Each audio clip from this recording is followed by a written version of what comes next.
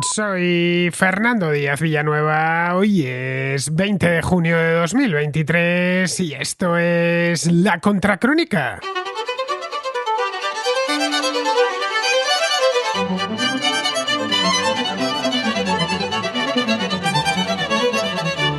La semana pasada murió a los 86 años en Milán Silvio Berlusconi, el primer ministro italiano que más tiempo permaneció en el cargo desde el final de la guerra.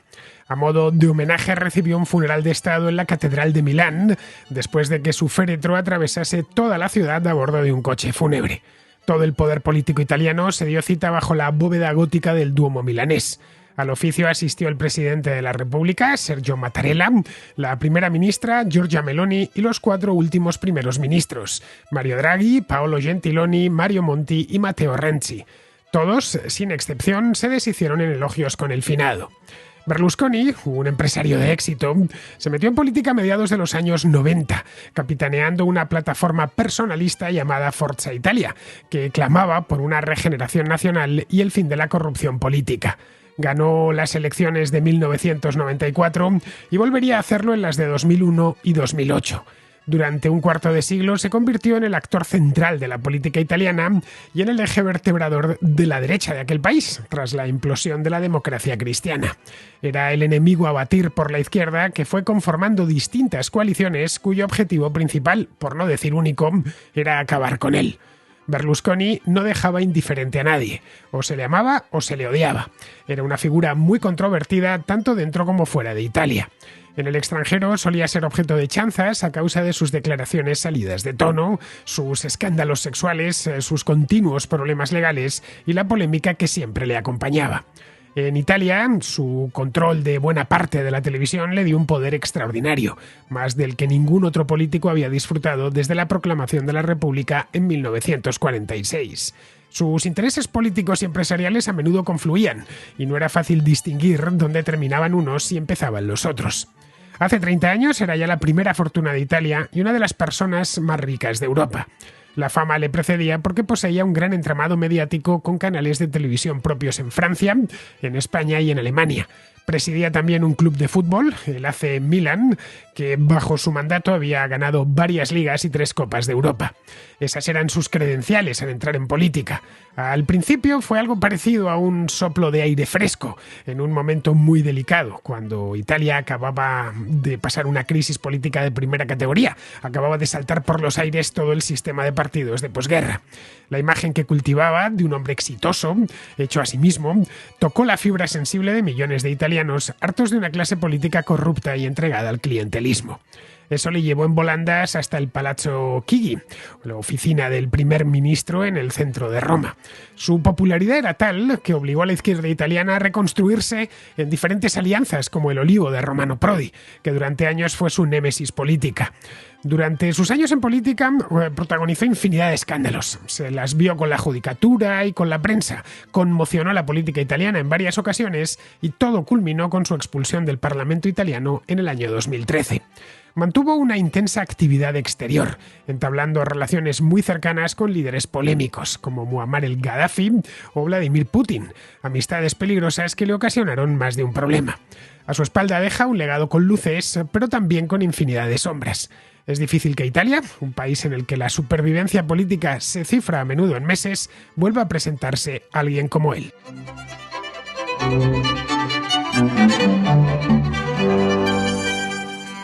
Silvio Berlusconi, como os decía antes, el primer ministro italiano con más años en el cargo.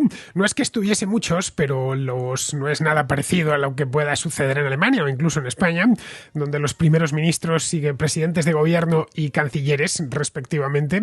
Sí que se pueden gobernar 10 o 12 años, dado el caso de, por ejemplo, el caso de Angela Merkel, ¿no?, que pasó un montón de años en el cargo, Helmut Kohl o Felipe González en España. Es decir, que aquí hay más estabilidad, pero en la oficina del primer ministro ministro en Italia es algo parecido a un potro de tortura. Pasar allí más de 3 o 4 años ya se considera un auténtico milagro. Bien, pues este estuvo en 3 mandatos distintos, no cumplió enteros. El primero estuvo, de hecho, solo unos meses, pero bueno, no se cansó y siguió presentándose una y otra vez, pues hasta las elecciones del año pasado. Pues bien, murió el pasado lunes, no el anterior, el día 12, víctima de la leucemia. Tenía 86 años y su salud era ya muy delicada. Desde hace como mínimo 2 o 3 años había contraído COVID en su momento, en la pandemia. A su edad, pues aquello le dejó muy tocado y antes de eso había tenido problemas recurrentes de corazón. Vamos, había tenido varios infartos. Esto de la leucemia fue lo último y es lo que ha terminado por llevárselo por delante. Su último cargo público, a veces se piensa que fue el de primer ministro hace ya casi 10 años, no. Su último cargo público fue el de senador por la circunscripción de Monza. Monza es una pequeña ciudad que está a las afueras de Milán, en el noreste de Milán exactamente. Es famosa por un circuito de Fórmula 1. No sé si seguirá existiendo, pero en tiempos, cuando yo era niño, el circuito de Monza existía. Bien, llevaba ahí solo unos meses como senador, desde octubre de 2022, y meses antes se había postulado como presidente de la República para suceder a Sergio Mattarella, que ya cumplía su mandato y había que elegir uno nuevo. Pero retiró su candidatura tras comprobar que no tenía apoyos entre los parlamentarios, bueno, no solo los parlamentarios, también los representantes regionales que eligen al presidente. El presidente en Italia es una república parlamentaria, no se le elige directamente por sufragio universal, sucede algo parecido a lo de Alemania, casi calcado, le eligen las cámaras, el Senado y la Cámara de Diputados, junto con una representación regional. Son aproximadamente unas 1.000 personas. Bien, pues se elige siempre entre políticos de prestigio, gente que tiene una hoja de servicios intachable. El caso de Mattarella, por ejemplo. Bien, Mattarella anunció que no tenía más intención, que ya estaba mayor y que llevaba mucho tiempo, y ahí aprovechó Berlusconi, creo haberoslo comentado en alguna contracrónica que hice el año pasado sobre Italia.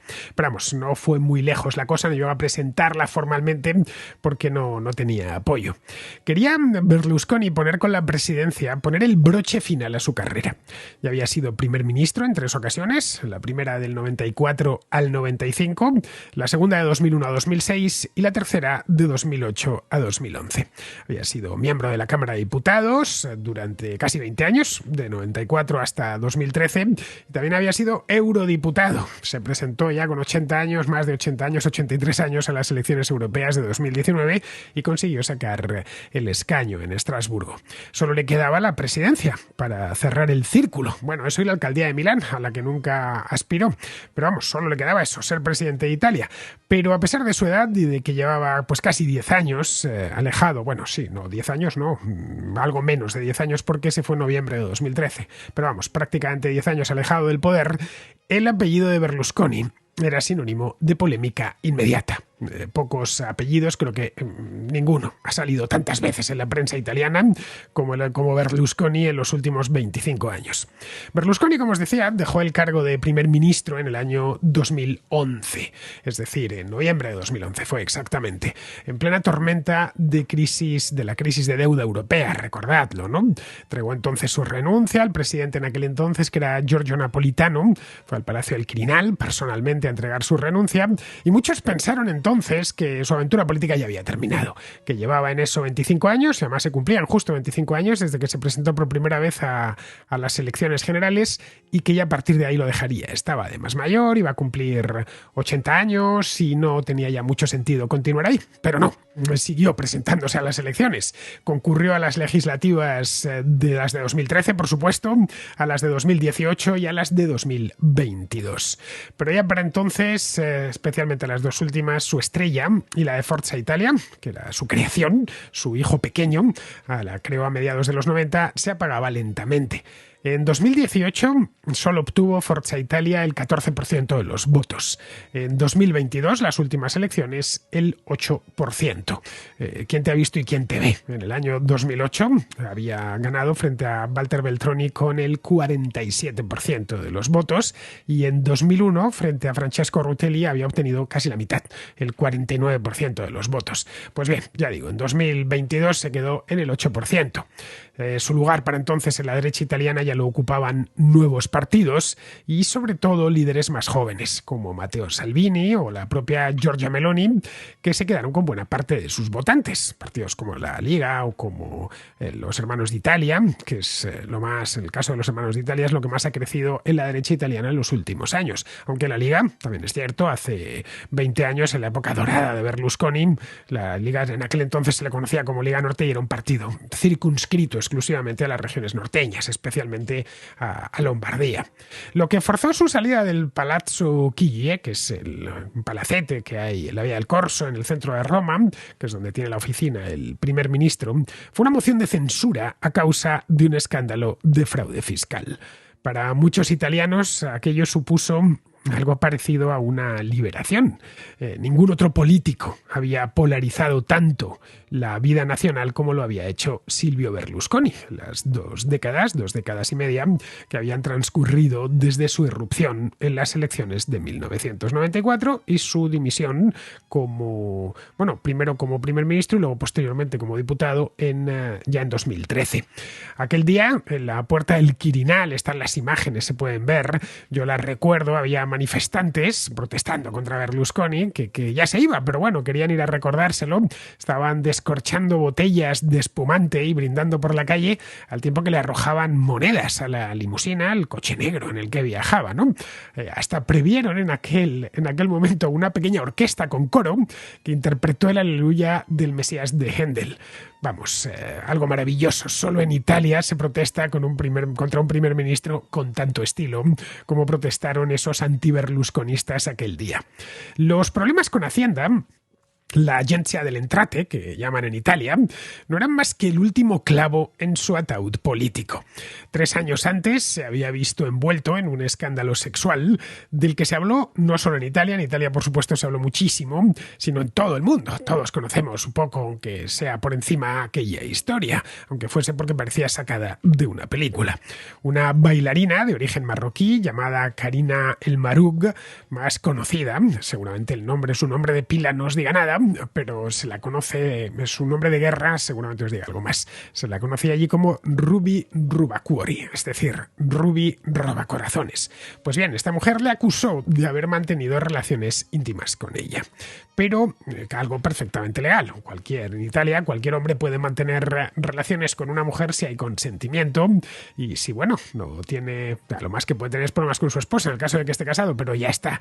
Pero no, lo que decía Ruby Rubacuori era que tenía 17 años. Esto creó un problema legal magnífico porque en Italia la edad de consentimiento son los 16 años, así que en principio la relación no tenía nada de ilegal. Pero la prostitución no. Para poder ejercer la prostitución en Italia hay que tener más de 18 años. Con todo, esta mujer, Ruby Rubacuori, no era la única. Poco después se supo que el primer ministro organizaba unas fiestas fastuosas en su mansión de Milán y en Villa Certosa, que era una villa campestre que poseía en Cerdeña, en la isla de Cerdeña, cerca de Olbia. A estas fiestas se las conocía como el Bunga Bunga o fiestas de Bunga Bunga. Y a ellas acudían mujeres muy jóvenes que se acostaban con Berlusconi y con los amigos que tenía Berlusconi a él. Por supuesto, todos tenían edad de ser los padres o directamente los abuelos de las jovencitas que iban por allí. A cambio, les pagaban abultadas sumas de dinero para comprar su silencio. A un grupo de ellas, que amenazó con denunciarle, les puso encima de la mesa algo así como 10 millones de euros. Todas estas cosas salieron en los periódicos en aquel momento, en el año 2010, 2011, pues uno no sabía si, a pesar de que lo que le costó el poder fue el escándalo de fraude fiscal, realmente de lo que se hablaba en aquel momento era de estas fiestas Bunga Bunga. De hecho, una fiscal milanesa, una mujer llamada Tiziana Siciliano, llegó a afirmar en el juicio que tenía a su disposición privada un grupo de esclavas sexuales. No eran propiamente esclavas, en todo caso prostitutas, porque las pagaba y, según parece, bastante bien. Hasta el estallido de aquel escándalo, del Bunga Bunga, se conocía a Berlusconi como il Cavaliere. Il Cavaliere en italiano significa el caballero. Vamos, no hay que viajar mucho del italiano al castellano. Este es un apelativo que la prensa le había adjudicado cuando empezó a hacer fortuna, allá por los años 70, cuando se convirtió en un constructor de éxito y luego posteriormente en un propietario de varias cadenas de televisión, y no digamos ya cuando se hizo con el equipo de fútbol. Bien, pues tras conocerse todo lo que había sucedido en Cerdeña, en Vilacertosa, se dejó ya de emplear el sobrenombre por razones fáciles de entender. Esas actividades que tenían lugar en su casa de Milán y en la de Cerdeña, pues la verdad no parecían muy caballerosas. Salió absuelto después de una apelación, pero su prestigio quedó arruinado. Ya a partir de ahí nunca más volvería a levantar cabeza.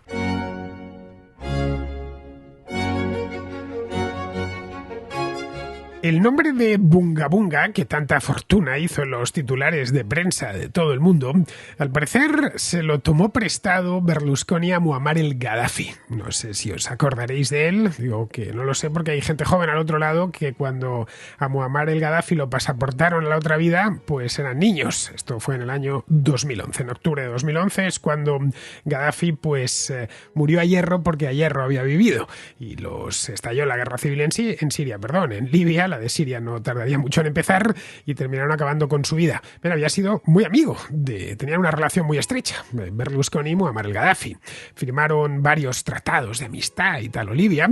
Incluso llegó Berlusconi a compensar a Libia por los años de colonización. Le soltó, creo que fueron 5.000 millones de euros, una cosa así.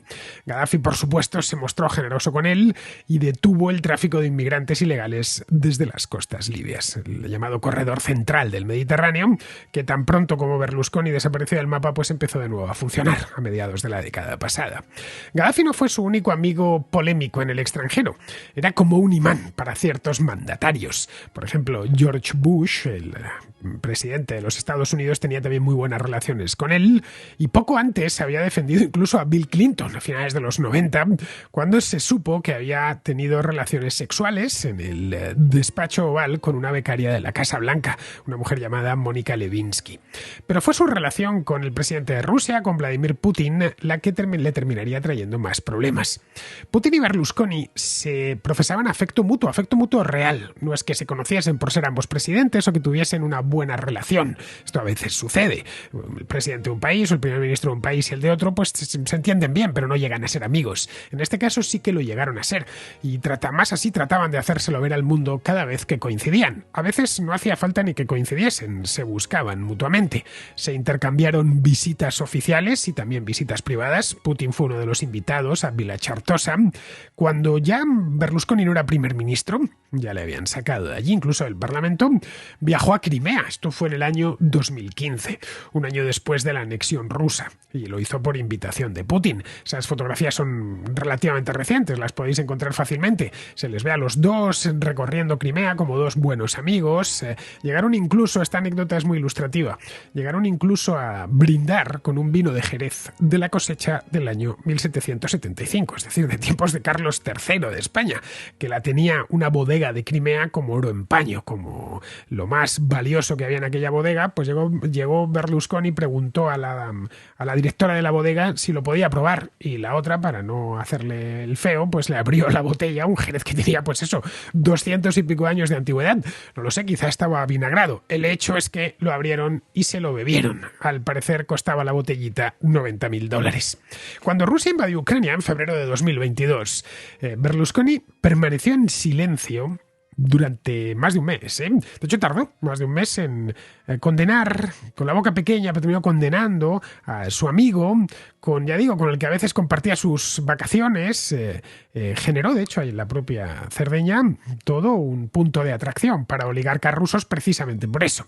Bien, pues poco después de que comenzase esta guerra, dijo textualmente a la prensa, esto son cosas del año pasado, vamos, no estamos hablando del año 95 ni el 94, dijo que pensaba que Europa debía hacer una propuesta de paz cuanto antes, tratando de que los ucranianos aceptasen lo que Putin les pedía, nada más. Una cosa que llamó la atención. Por suerte, ya para entonces nadie se lo tomaba muy en serio en Italia, pero vamos, esto es lo que dijo.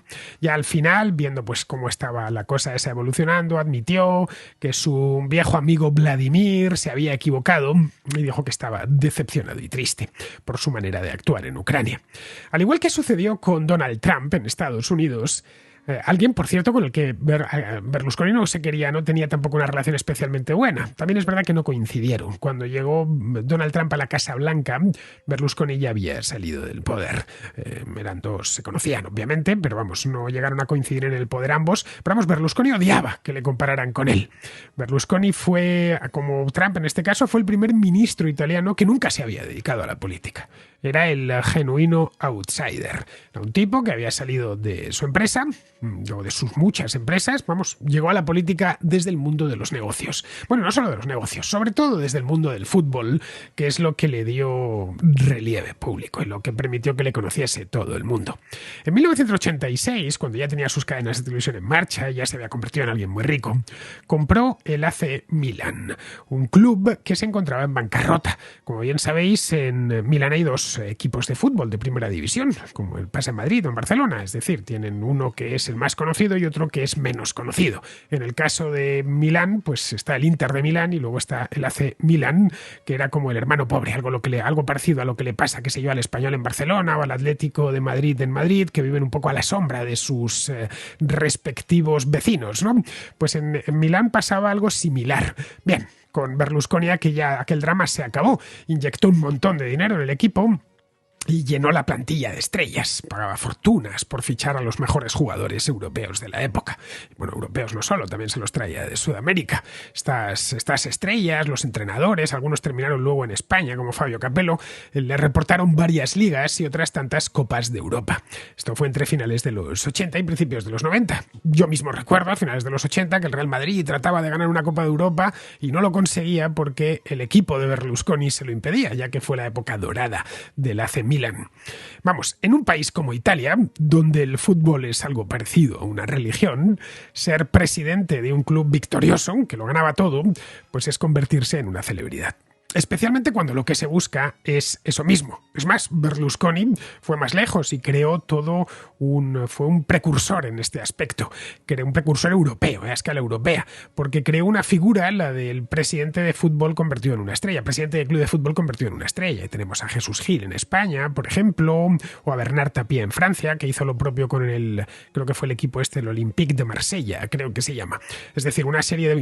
Jesús Gil no fue el único en España, hubo unos cuantos que se hicieron. Ruiz Mateo, que compró el Rayo Vallecano, que se hicieron tremendamente famosos en aquellos años. Algunos siguieron lo que había hecho Berlusconi y dieron el salto a la política. No con el mismo éxito, porque obviamente Berlusconi llegó mucho más lejos, llegó a ser primer ministro en 3 ocasiones. Bien, pues él buscaba eso y lo consiguió. Cuando adquirió el AC Milan era ya un hombre muy rico.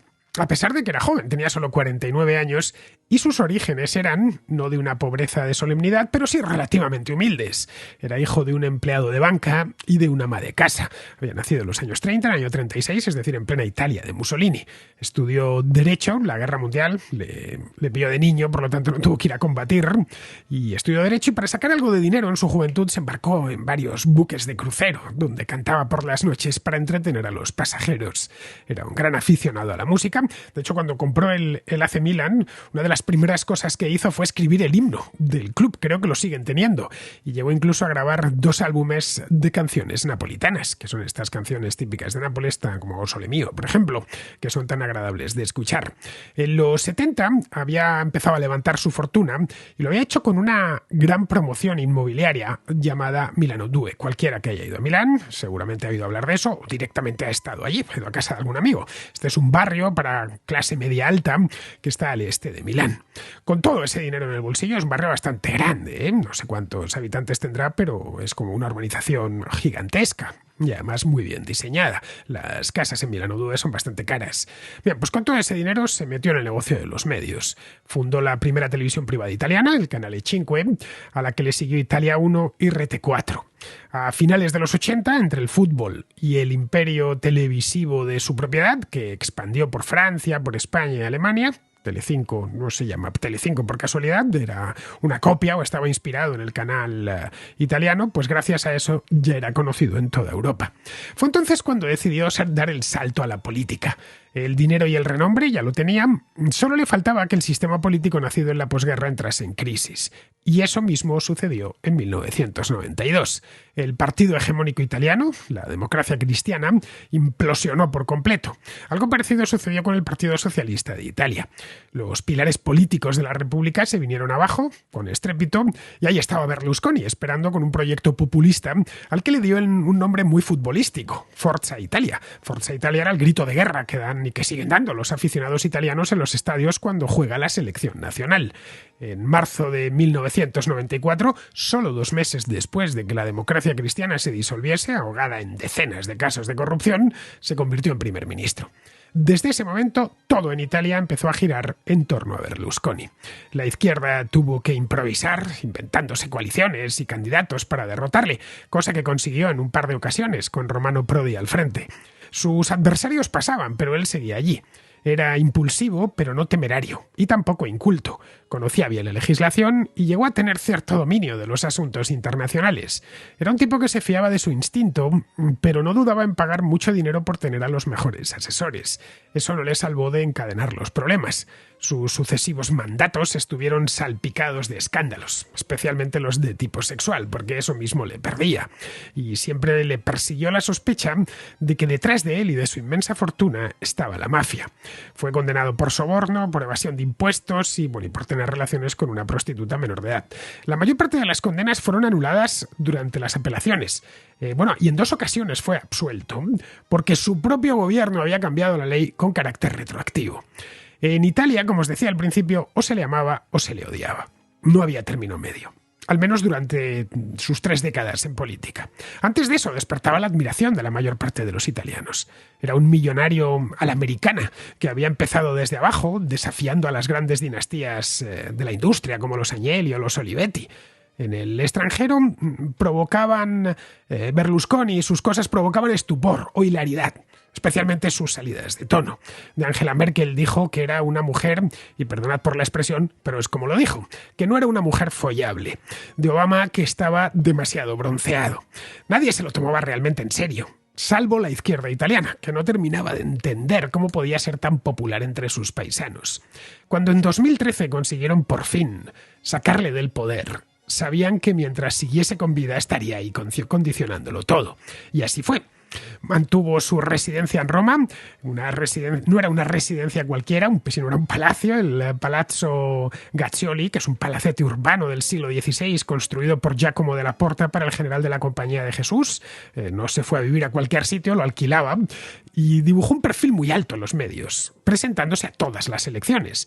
Pero estaba ya mayor, su tiempo había pasado y a Forza Italia le había salido competencia, con líderes jóvenes y con mucho más empuje. Su partido ya no era ni siquiera el principal de la coalición de dentro-derecha, pero ahí estaba él haciendo campaña. Su deseo era despedirse como presidente de la República, transformado ya en padre de la patria, pero tras anunciarlo, contempló apesadumbrado el año pasado como nadie le seguía. La de la presidencia fue su última empresa y se saldó con un fracaso. Unos meses más tarde le diagnosticaron leucemia y falleció el lunes pasado. Sus seguidores no tardaron en reclamar un funeral de Estado que el gobierno de Meloni le concedió sin dudarlo. Italia es una república joven, pero al mismo tiempo es un país muy antiguo, en el que las formas tratan de guardarse.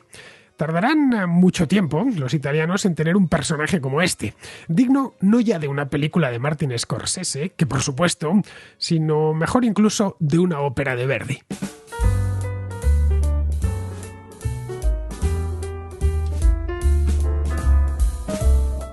¿Utilizas lentillas? Si es así, sabrás que a menudo son incómodas de poner, irritan los ojos y generan muchas molestias. Bien, pues eso se ha acabado con Total, que ha desarrollado unas lentillas con casi un 100% de agua en la superficie. Eso lo han conseguido gracias a una tecnología exclusiva llamada gradiente acuoso. De este modo, cuando te pongas las lentillas, lo único que tendrás en contacto con tus ojos será un agradable colchón de hidratación. Si quieres algo duradero, lo tuyo son las lentillas mensuales Total 30, extraordinariamente cómodas y que te hacen sentir como si no llevaras nada durante todo el mes. Otra posibilidad también muy atractiva son las Dailies Total One, lentes de contacto de uso diario que ofrecen una transición gradual del 33% de agua en el núcleo a aproximadamente el 100% en la superficie externa. No es extraño que cada día más gente se pase a Total para dejar de sufrir con sus lentillas. Descubre mucho más en www.experienciatotal.es.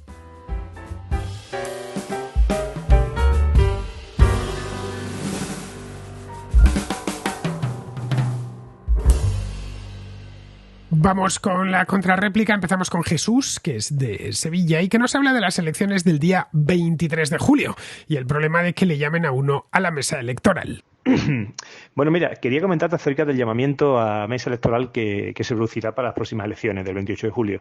Como cae en periodo vacacional, pues inmediatamente los medios estaban hablando sobre las posibilidades sobre las cuales se podía justificar el no asistir. Ya se ha dicho, creo que el que tenga vacaciones reservadas y debidamente justificadas antes de ese día, de la proclamación de las elecciones, pues podrá evitar acudir a la mesa electoral. Pero claro, los que no tenemos vacaciones ese día, vemos que realmente las probabilidades de que te llamen ahora van a ser mayores, porque no sé, podemos suponer que el 50% de la población tiene vacaciones en julio y va a presentar alegaciones debidamente justificadas para no asistir, o bueno, por un 30% que las pueda justificar, pues evidentemente la cantidad de personas a las que se puede llamar es menor, lo que la probabilidad de que te toque es mayor. Entonces, yo siempre he pensado que ¿por qué no se crea una especie de listado, primero un listado de voluntarios que quieran acudir a la mesa electoral? Pues un listado de personas que le apetezca tener ese pequeño aporte económico y quieran. Y luego, pues bueno, en un país en el que hay, por desgracia, tantísimo paro, pues igual es más coherente que se haga un listado.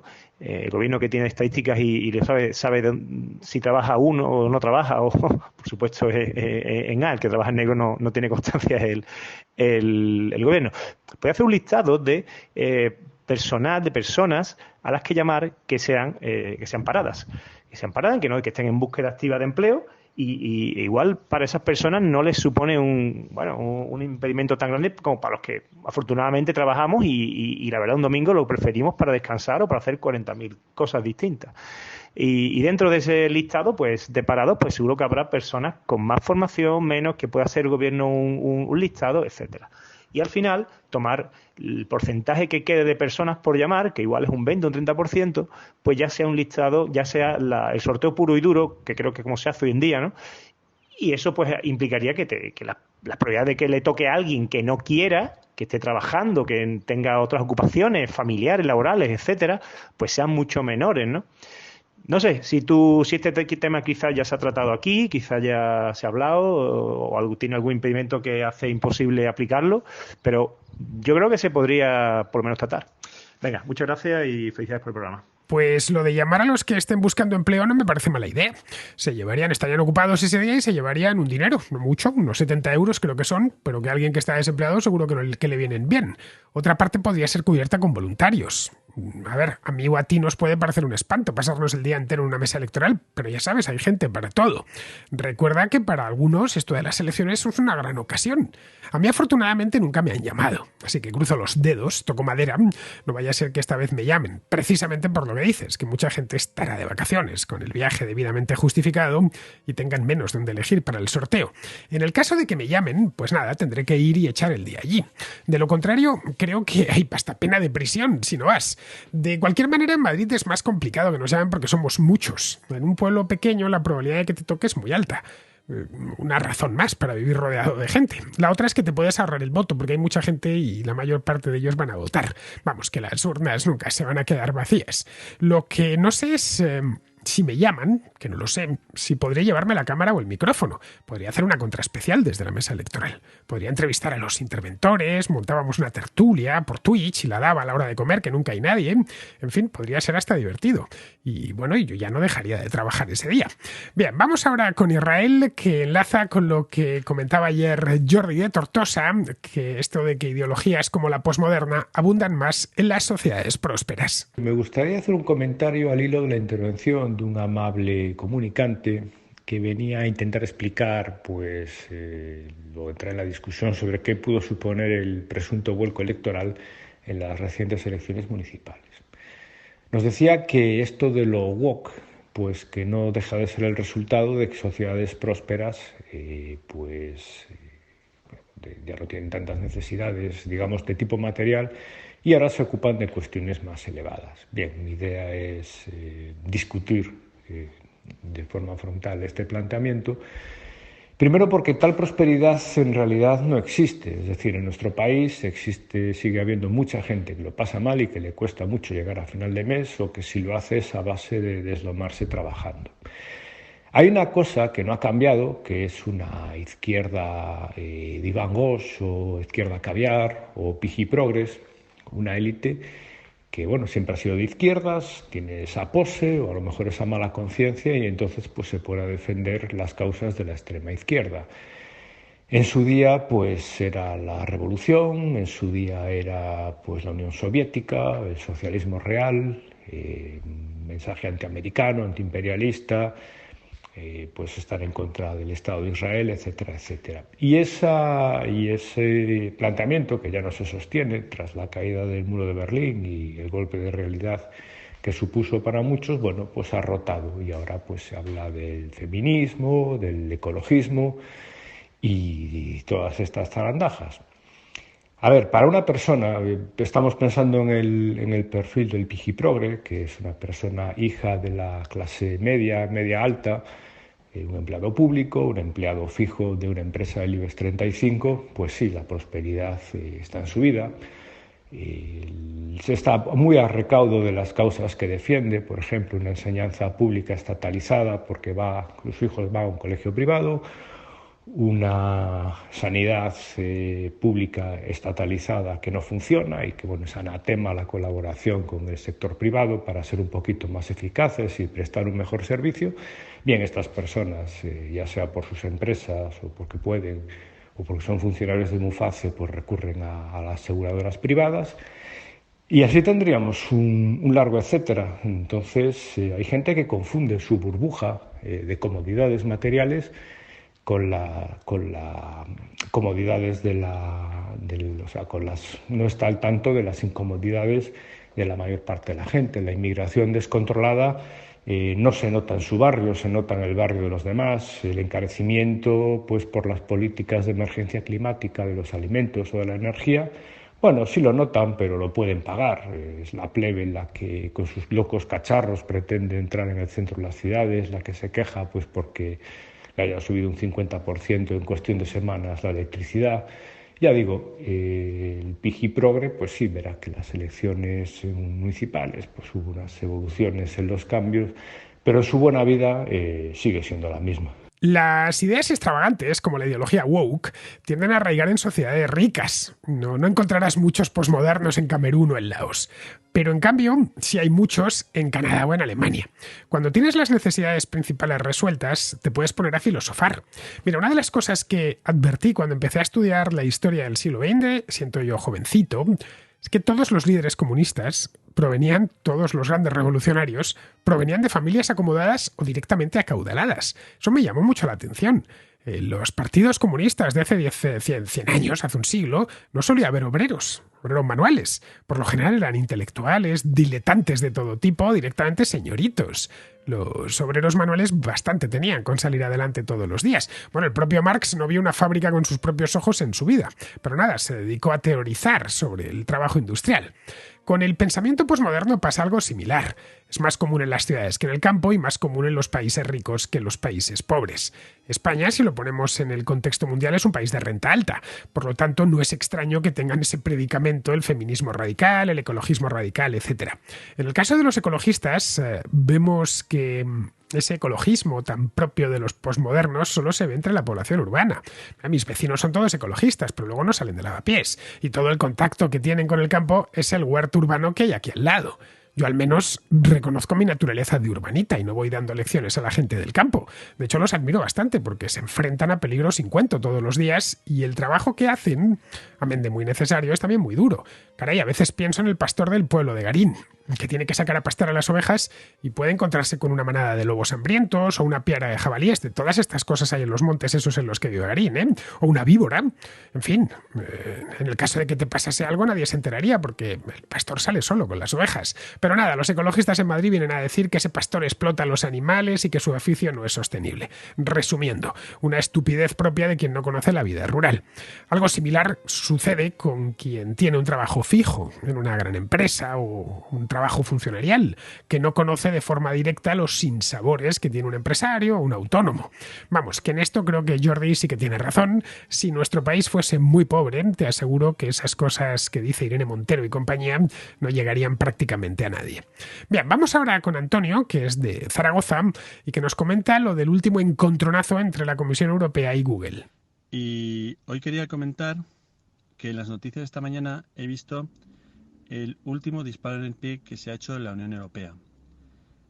En concreto, ha sido la comisaria para la competencia que ha acusado a Google de estar en una posición predominante en el tema de la publicidad y que a partir de ahora que no van a sancionar a las empresas como tal porque dice que las sanciones no surten efecto. Entonces, la genial idea que se le ha ocurrido a la comisaria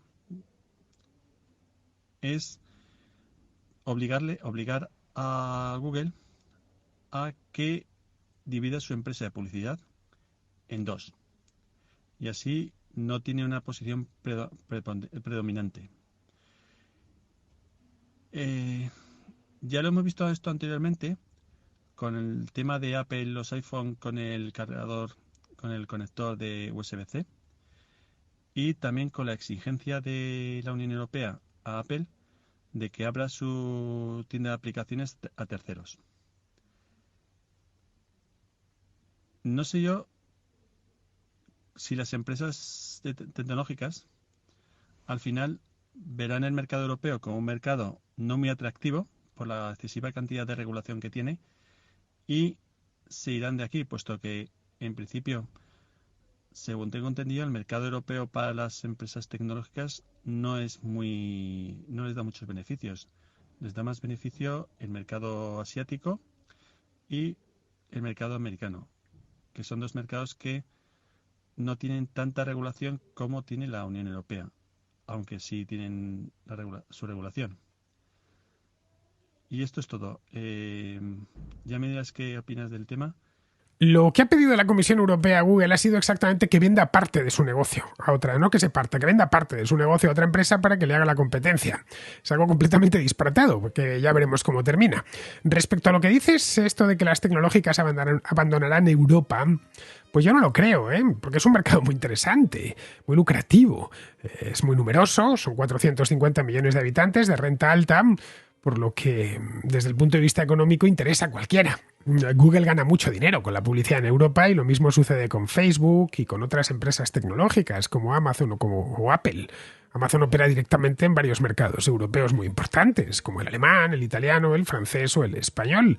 Y Apple, en fin, vende muchos teléfonos y ordenadores en los países europeos. Bastantes. Sobre eso mismo, sobre esa idea de que tengo aquí muchos consumidores que consumen mucho, pues trabaja la Unión Europea, lo utiliza. Les toca las narices con eso. No solo a las empresas tecnológicas, también a otro tipo de compañías de todos los sectores. La Unión Europea es lo que se conoce como un superregulador. Crea una regulación, en principio, claro, donde tiene competencia, que es dentro de la Unión Europea. Pero claro, al ser tan importante, se termina adoptando esa misma regulación en otras partes del mundo. La ley de protección de datos es un ejemplo clarísimo. Si quieres hacer negocio en Europa, tienes que cumplirla. Así que las empresas hacen las modificaciones pertinentes y ya la adoptan para todo el mundo. En el caso de Apple y la conexión USB-C para los iPhone, pues digo yo que sucederá algo parecido. Apple tiene un conector propietario, uno que se llama Lightning, desde hace ya más de 10 años. Eso a los que tenemos un iPhone nos obliga a cargar siempre con dos juegos de cables. Uno para el Lightning, un Lightning para el teléfono y otro con el otro USB-C para el resto de dispositivos. Sí que es muy probable que la próxima generación de iPhone venga ya con USB-C. Pero no solo en Europa, ¿eh? Seguramente lo apliquen en todo el mundo. Tendrán que hacer ajustes de ingeniería dentro del terminal y ya pues no les compensa tener dos iPhone diferentes, ¿no? Y esto de hecho es algo que le vienen pidiendo los usuarios a Apple desde hace tiempo. Bien, seguimos con Carlos, que es de Talavera de la Reina, en Toledo, que nos pide a Alberto Garín y a mí que vayamos a verle a su ciudad. Primero, ¿qué tal por Miami? Espero que lo hayas disfrutado. Ya he visto que has seguido ahí subiendo vídeos y demás, así que genial.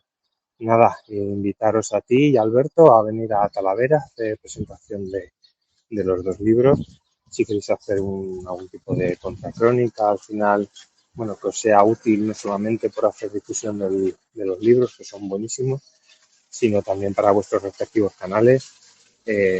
Os intentaría echar una manilla de cara a, bueno, que podáis generar contenido en vuestros canales de YouTube, ver todo el patrimonio que tiene la ciudad, aunque sea de forma un poco expresa, enseñaroslo, invitaros a comer y, bueno, haceros el cicerón en la ciudad. Y algo que puede ser muy bonito, y es que en Talavera tenemos la mejor representación de torres albarranas que existe en España. Y, bueno, que las veáis, que os subáis por ellas, que las disfrutéis junto al resto que tiene por ofrecer la ciudad. Muchísimas gracias y un abrazo. Paso esta nota de voz en abierto, Carlos, para que llegue el mensaje a todo el mundo, a todos los contraescuchas. A ver, Alberto y yo estamos encantados de ir a cualquier parte de España a presentar nuestros respectivos libros si nos reclaman los lectores. No hay cosa que más nos guste que conocer personalmente a nuestros lectores. No nos importa además hacer un montón de kilómetros. Bueno, esta misma semana, jueves y viernes, vamos a hacer 2 ciudades. Iremos primero a Segovia y luego a Santander, seguidas las 2, ¿eh? Como los trenes a Santander andan llenos, nos va a tocar pillar un regional desde Valladolid. Pero no nos importa, los lectores de Cantabria merecen el esfuerzo que vamos a hacer y que nos demos el madrugón. Lo que no podemos hacer nosotros es organizar la presentación, porque es que no sabemos hacerlo, ni tenemos tampoco el conocimiento local, es decir, no sé cuál es, ni yo ni Alberto, cuál es la librería ideal para hacerlo, nada. Así que si alguien quiere que vayamos a su ciudad, no tiene más que ponerse en contacto con la Esfera de los Libros, la editorial, y hablar con el departamento de comunicación. Le exponéis a su directora cuál es vuestra intención, dónde queréis hacer la presentación y cuándo queréis hacerla. La Esfera ya se encargará de llevarnos hasta esa ciudad y anunciar formalmente la presentación, de hablar con la librería, la que habéis elegido para que se haga aquello, porque normalmente en las presentaciones se venden libros, vamos, si no es en una librería, pues será en una salita de un hotel. El León el año pasado lo presenté en el mismo ayuntamiento, en una sala del ayuntamiento, y fue allí un librero local y vendió libros. Así que se puede hacer de muchas maneras. Esto de León, por cierto, partió de contraescuchas leoneses que se pusieron en contacto con la Esfera y me llevaron para allá. Bien, pues con esto ya vamos a terminar. Vamos con Pizarro, que nos habla de la ofensiva ucraniana. Se han empezado a tantear las defensas rusas y estas, contrariamente a lo desempeñado hasta la fecha, no han hecho un humillante ridículo. Lanzar la publicitada ofensiva con el publicitado material occidental pero sin cobertura aérea es una insensatez desde el punto de vista militar que podría, buscando una victoria, acabar en algo parecido a una derrota. Si el desenlace es incierto, que la muerte en su versión espantosa va a campear, no lo es.